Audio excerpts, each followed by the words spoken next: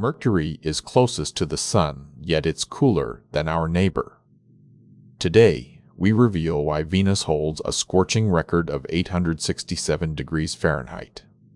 Despite being the second planet from our Sun, Venus is actually the hottest world in our solar system, with surface temperatures hot enough to melt lead. This extreme heat isn't from distance, but from a catastrophic runaway greenhouse effect that trapped solar energy and converted the planet into a high-pressure furnace. In Venus's early history, water vapor reached the stratosphere and escaped into space by a hydrodynamic escape, permanently desiccating the planet and trapping heat.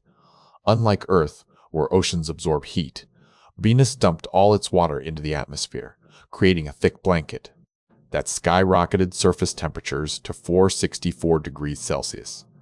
This process makes a Venus-like runaway greenhouse extremely unlikely on Earth under foreseeable conditions due to our distance and substantial ocean coverage.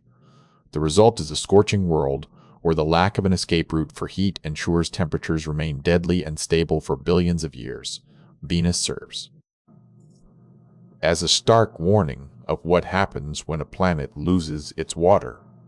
What other planetary changes do you think are possible? Let us know in the comments.